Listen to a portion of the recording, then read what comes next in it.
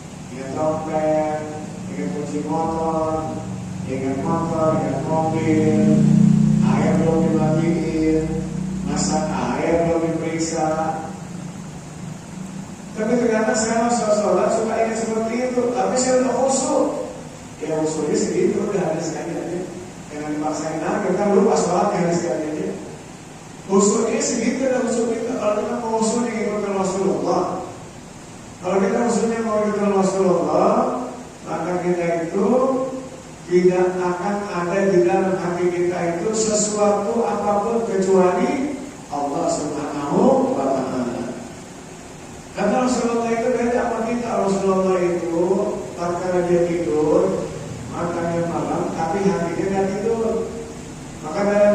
dijelaskan itu qalbuhu la yanam walakin bil ismati ala tawabil waqib. Rasulullah itu qalbuhu la yanam, hatinya Nabi itu enggak tidur. Walakin bil ismati ala tawabil waqib. Dia tetapi sedang apa? Sedang menjalani bacaan-bacaan yang menjadikan dia dekat kepada Allah Subhanahu wa taala. Apa itu? Bacaannya kalau Rasulullah la ilaha illallah, la ilaha illallah. Nabi setiap saat di dalam jiwanya, di dalam hatinya selalu menyebut nama Allah. Kalau kita ini menyebut nama Allah Subhanahu wa taala dalam rangka sholat, kalau kita sebut nama Allah. Di luar itu, seandainya kita nggak berzikir, kita tak akan menyebut nama Allah. Makanya biasakan kita itu dalam keadaan sibuk apapun, banyak zikir. Bahasanya wirid, tapi sekali itu wirid. Apa wirid dalam kata tasbih?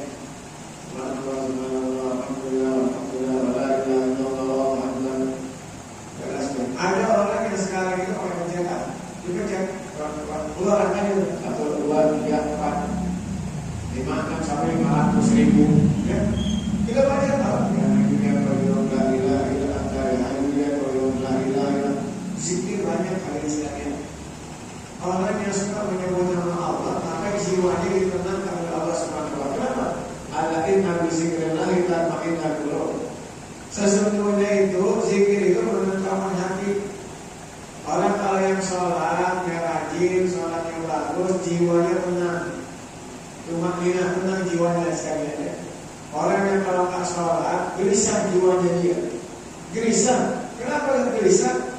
Ini ruh kita ini butuh ibadah. Kalau jasmani kan butuh makanan. Jasmani kita nih butuh makanan.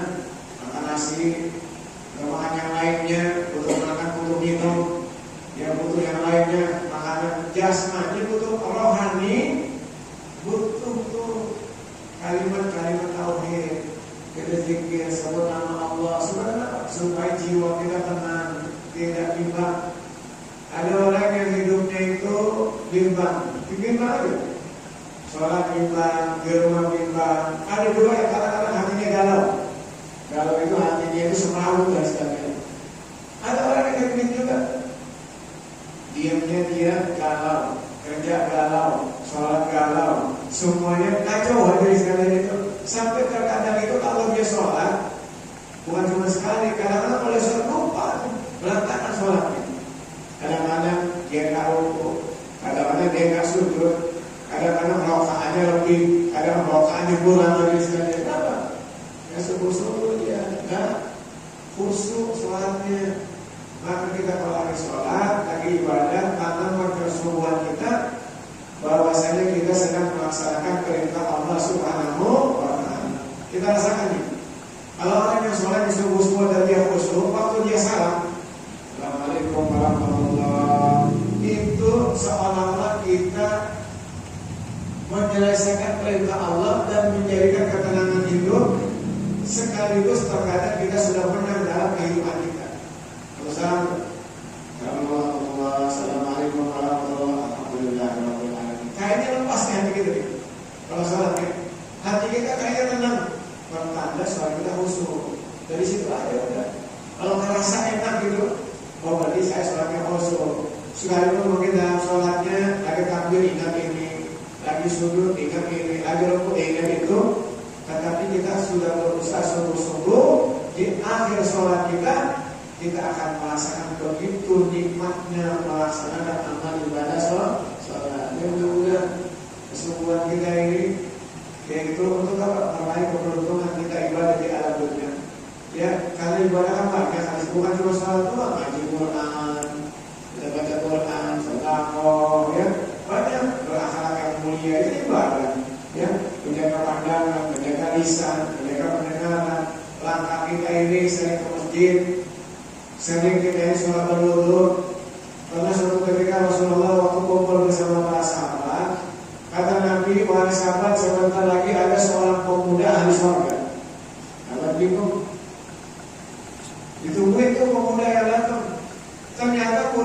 yang datang itu pemuda yang wajahnya basah, tangannya basah, kakinya basah. Kata sahabat, oh ini pemuda apa calon soleh itu begini doang hadisnya. Udah nih. Besoknya kata Nabi, sebentar lagi akan datang calon surga. Yang datang dia lagi hadisnya itu. Sahabat menanti Rasulullah, kenapa itu pemuda calon surga ya Rasulullah? Kata Nabi, itu pemuda selalu menjaga wudhunya.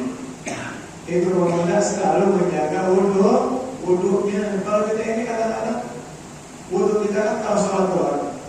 Orang kalau punya wudhu pasti jiwanya dekat kepada Allah. Orang kalau punya wudhu minimal dia zikir, minimal dia membaca Quran, minimal dia sholat sunnah, minimal dia hak amalan yang baik kalau punya wudhu. Gak ada orang punya wudhu punya maksiat, gak ada. Saya mau katakan maksiat wudhu dulu lah, gak ada hadisnya itu ya.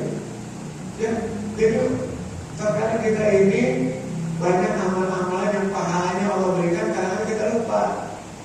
Kita sibuk dengan urusan kita masing-masing kan. Kita sibuk main HP, kita sibuk dagang, sibuk usaha, sibuk ini, sibuk itu. Akhirnya jangankan yang sunnah, yang wajib aja terkadang dilupakan dari sekalian. Kita mudah-mudahan yang ada malam hari ini semoga Allah tanamkan kesungguhan hati dan jiwa kita ini untuk selalu ibadah kepada Allah Subhanahu wa taala. Amin ya rabbal alamin. Selanjutnya di hadis ini dijelaskan oleh Abi Firas Rubi'ah ibn Ka'ab Aslami Khabib Rasulullah sallallahu alaihi wasallam. Ya, Abi Firas ini adalah orang yang suka membantu Nabi dalam keperluannya. Wa min ahli sufah, keperluan kebutuhan Nabi dari ahli sufah.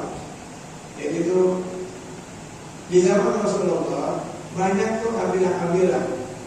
Ya, ada Bani Sa'ad, apalagi ada Bani Hajar, ada lagi kelompok Sufah. Itu yang namanya satu kampung itu yang tugasnya menjamu orang. Pokoknya kalau tamu dilayani, itu namanya kaum Sufah ya. Orang yang dermawan, orang yang hatinya lembut, orang yang wajahnya selalu senang, orang yang menyenangkan orang tanpa lagi jamu. Kita kadang-kadang kalau ketemu orang kan kalau pikiran lagi senang kita senyum, betul kan? Tapi kalau pikiran kita keluar, kalau kita senyum orang aja sekali. Tapi harus supaya ini luar biasa beliau. Orang-orang yang memang tugas beliau, kegiatan beliau menjamu tamu-tamu yang datang ke Madinah.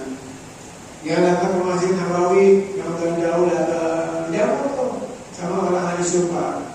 Mereka ini orang yang luar biasa. Cintanya kepada Nabi Muhammad SAW. Cintanya mana luar biasa dari sekalian itu.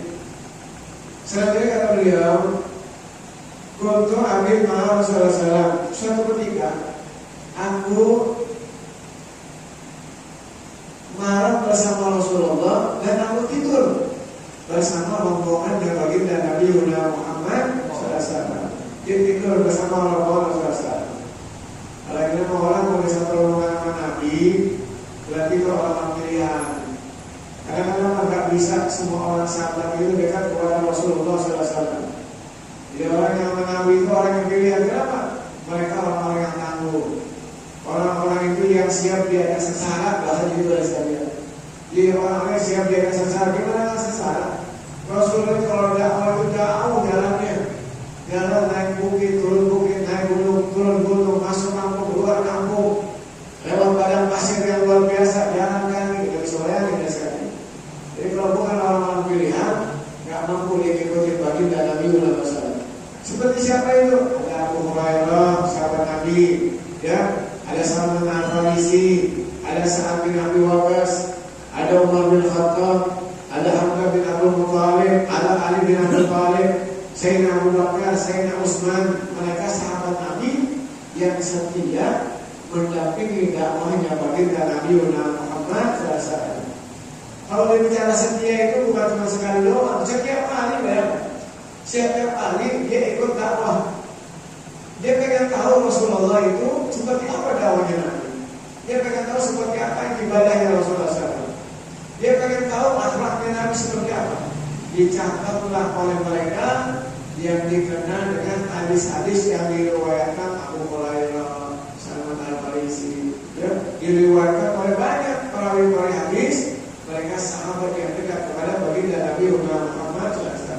Minimal kayak kita dah. Kalau kita istiqomah ngaji, minimal kita bakal dapat ilmunya. Mungkin nggak semuanya dah. Kita ngaji 30 menit, ngaji 40 menit, paling yang 10 menit kita bisa terima tuh ilmunya tersebut. Alhamdulillah. Kenapa? Karena kita ini kan punya keterbatasan.